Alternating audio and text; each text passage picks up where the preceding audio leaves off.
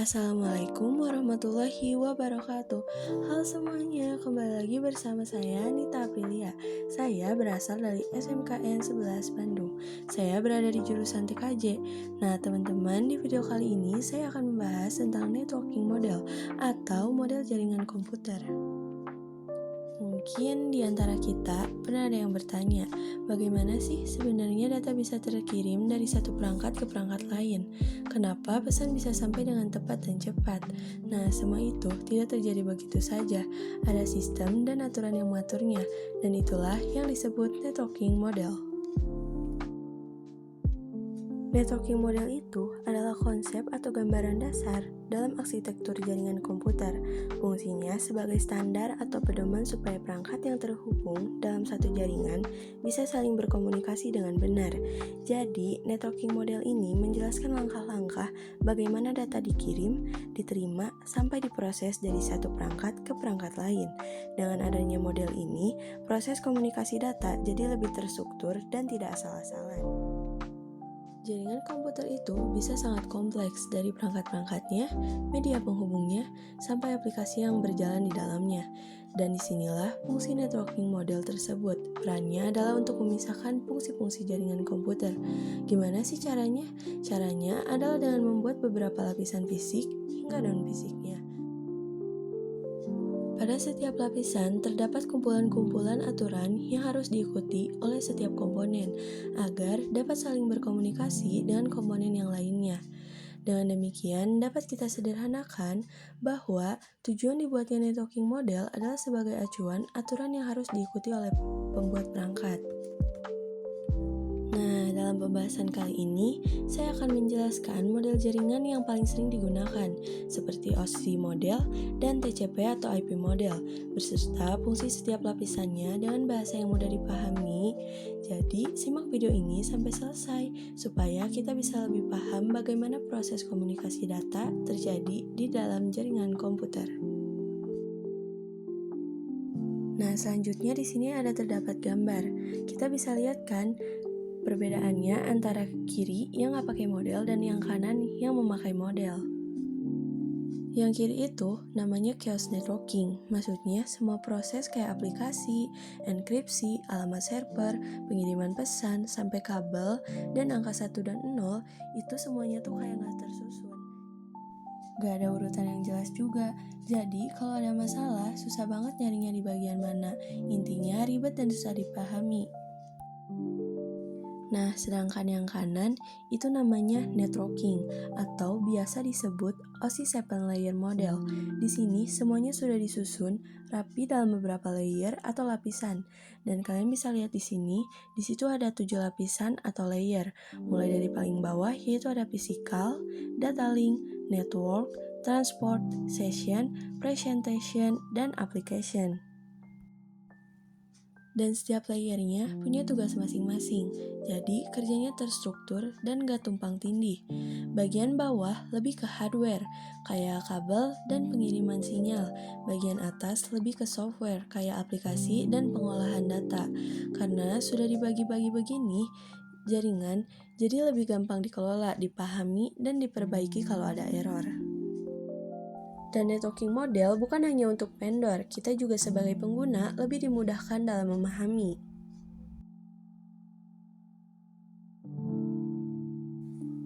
Saat ini, networking model dibagi menjadi dua jenis, yaitu ada OSI dan TCP/IP.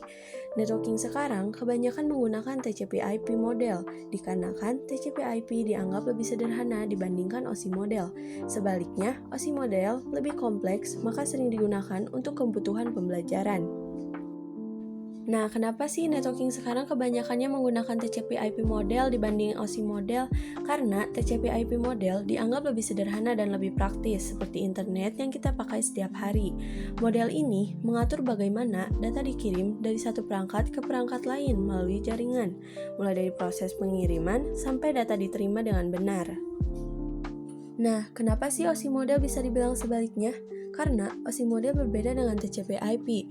OSI model memiliki struktur yang lebih lengkap dan lebih kompleks. OSI terdiri dari 7 lapisan yang masing-masing memiliki fungsi yang berbeda dalam proses komunikasi data. Karena strukturnya lebih detail, OSI model sering digunakan untuk pembelajaran atau memahami konsep dasar jaringan komputer, supaya kita bisa melihat dengan jelas bagaimana proses data berjalan dari satu perangkat ke perangkat lain. Jadi, kesimpulannya, TCP/IP lebih banyak digunakan karena lebih sederhana, sedangkan OSI model lebih sering digunakan sebagai acuan atau bahan pembelajaran untuk memahami cara kerja jaringan secara lebih mendalam. Nah, selanjutnya di sini terdapat gambar. Gambar ini menunjukkan perbandingan antara OSI model dan TCP/IP model. Di sebelah kiri itu ada OSI model yang mempunyai 7 layer, mulai dari physical sampai application. Sedangkan di sebelah kanan itu ada TCP/IP model yang lebih sederhana, cuman mempunyai 4 layer. Ada juga yang 5 layer, tapi di sini saya akan membahas yang 4 layer, mulai dari network access, internet, transport, dan application. Bedanya, di TCP/IP, beberapa layer di OSI digabung jadi satu. Contohnya yang ada di OSI kayak layer application, presentation, dan session. Kalau di TCP/IP digabung jadi satu, yaitu jadi layer application. Nah, lalu di OSI juga ada yang namanya layer physical dan data link. Tapi jika di TCP/IP dia jadi network access. Nah, lanjut ada layer network. Di OSI setara dengan internet di TCP/IP. Lalu ada layer transport, di keduanya tetap sama-sama ngatur pengiriman data supaya sampai dengan benar. Jadi, gampangnya OSI itu lebih detail karena dibagi jadi 7 lapisan, sedangkan TCP/IP lebih simpel karena beberapa lapisan digabung. Tapi, dua-duanya sama-sama dipakai buat ngatur komunikasi data di jaringan. Nah, lanjut, aku bakal bahas lebih dalam tentang OSI model dan TCP/IP model. Tapi di sini aku mau bahas dulu tentang OSI model. OSI model itu singkatan dari Open System Interconnector. Ini adalah model jaringan yang membagi proses komunikasi data jadi 7 lapisan atau layer. Tujuannya supaya komunikasi antar perangkat jadi lebih terstruktur dan mudah dipahami. Nah, jadi OSI model terdapat 7 layer, dan pastinya setiap layer mempunyai fungsi yang berbeda-beda dalam proses pengiriman data di jaringan. Jadi, aku bakal bahas satu persatu fungsi dari layer per layernya. Yang pertama, ada physical. Physical fungsinya untuk mengirim data dalam bentuk sinyal lewat media fisik seperti kabel atau gelombang.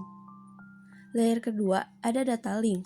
Layer ini berfungsi untuk mengatur pengiriman data antar perangkat yang terhubung langsung serta mengecek apakah ada kesalahan atau error saat data dikirim.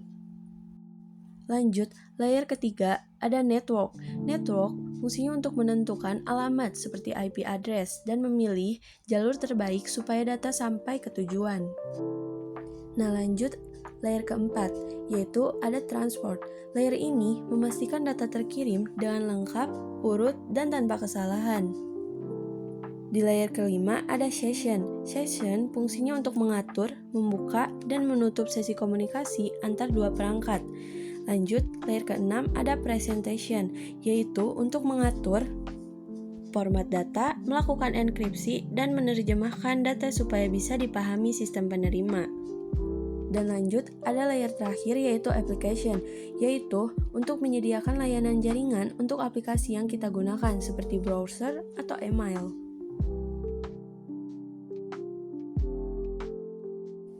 Nah, karena tadi kita sudah membahas yang OSI model, selanjutnya aku bakal bahas yang TCP/IP model. Nah, TCP/IP itu singkatan dari Transmission Control Protocol atau Internet Protocol. Adalah rangkaian protokol standar yang memungkinkan perangkat berkomunikasi di jaringan komputer dan internet. TCP fungsinya untuk memastikan pengiriman data yang andal dan lengkap, sementara IP yaitu untuk menangani penyelamatan. Ia beroperasi melalui 4 atau 5 lapisan, yaitu ada aplikasi, transport, internet, atau network access. Nah, langsung aja kita bahas satu persatu layer per layernya. Di lapisan paling atas ada application, yaitu tempat aplikasi berkomunikasi. Contohnya browser, email, dan WhatsApp. Tugasnya menyediakan layanan jaringan untuk aplikasi. Mengatur format data yang dikirim, jadi saat kita buka Google, permintaan itu dimulai dari layer ini. Lanjut, di layer kedua ada transport, yaitu untuk mengatur cara pengiriman data, dan di sini juga ada TCP atau UDP. Nah, tugas TCP yaitu untuk memastikan data sampai dengan lengkap, mengecek apakah ada data yang hilang, mengirim ulang kalau ada yang error. Data dikirim secara berurutan. TCP itu aman dan terpercaya, tapi agak lebih lambat. Contoh penggunaannya yaitu ada browsing, email, dan download file. Nah, sedangkan UDP yaitu singkatan dari User Datagram Protocol. Tugas UDP yaitu untuk mengirim data tanpa mengecek ulang, lebih cepat tapi tidak menjamin semua data sampai. Contohnya streaming, game online, atau video call. Lanjut, di layer ketiga ada internet. Disinilah IP atau Internet Protocol bekerja. Tugas IP yaitu untuk memberikan alamat pada perangkat, mengatur jalur pengiriman data, menentukan kemana data harus dikirim. IP itu seperti alamat rumah, kalau TCP itu kurirnya, IP itu alamat tujuannya. Tanpa IP, data tidak tahu harus dikirim kemana. Dan selanjutnya di layer terakhir ada network access, yaitu untuk mengirim data secara fisik. Contohnya yaitu Ethernet, Wi-Fi, kabel LAN. Lanjut lagi, aku bakal bahas tentang application layer. Application layer itu ada di bagian TCP atau IP model. Apa sih itu application layer? Application layer adalah lapisan aplikasi yang menjadi antarmuka langsung antara pengguna dan jaringan. Fungsinya adalah menyediakan layanan jaringan untuk aplikasi browser atau email seperti HTTP, FTP, SMTP, dan DNS yang memungkinkan pertukaran data, transfer file, dan komunikasi antar aplikasi. Di application layer ada yang namanya protocol application layer. Di sini ada HTTP atau HTTPS, digunakan untuk mengakses halaman web. Kedua, ada FTP atau file transfer protocol, digunakan untuk mentransfer file. Yang ketiga ada SMTP, digunakan untuk pengiriman dan penerimaan email. Yang keempat ada DNS atau Domain Name System, menggunakan nama domain menjadi IP address. Dan yang terakhir ada DHCP, yaitu Dynamic Host Configuration Protocol, yaitu untuk memberi IP address secara otomatis. Lanjut, ada transport layer. Ini juga masih termasuk ke TCP atau IP model.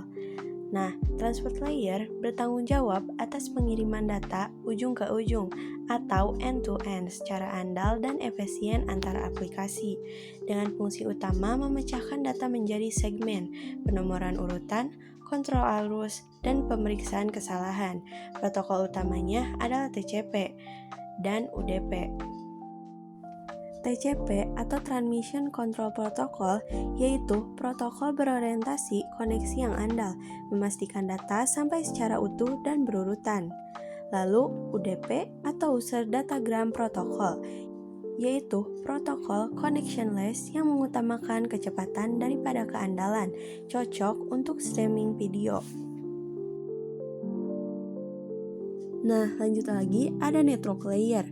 Ini juga masih termasuk model TCP atau IP. Network layer sering disebut sebagai internet layer. Adalah lapisan yang bertanggung jawab untuk pengalamatan, routing, dan pengiriman paket data antar jaringan yang berbeda. Fungsi utamanya adalah memastikan paket data mencapai tujuan yang benar melalui IP address dan menentukan jalur terbaik menggunakan protokol utama seperti IP. Ada IP versi 4 dan ada IP versi 6. Dan terakhir, ada encapsulation dan decapsulation. Encapsulation adalah proses menambahkan header dan trailer informasi kontrol pada unit data di setiap lapisan model TCP atau IP saat data bergerak melalui perangkat pengirim. Setiap lapisan membungkus data lapisan sebelumnya untuk membuat protokol data unit yang baru dan lebih besar. Dan decapsulation adalah operasi kebalikan dari encapsulation yang terjadi di sisi penerima. Proses ini secara sistematis menghapus header dan trailer dari unit data saat data bergerak naik melalui lapisan tumpukan jaringan untuk mengungkapkan muatan data asli bagi lapisan yang lebih tinggi berikutnya. Nah, mungkin itu saja materi tentang networking model yang bisa saya sampaikan. Semoga kita bisa memahami bagaimana proses komunikasi data dalam jaringan dibagi ke beberapa lapisan, agar lebih terstruktur dan mudah dipahami. Dan semoga juga penjelasan ini bisa membantu kita semua lebih memahami cara kerja jaringan komputer. Terima kasih sudah menyimak. Mohon maaf bila ada penyampaian yang kurang tepat. Sampai jumpa di pembahasan berikutnya. Wassalamualaikum warahmatullahi wabarakatuh.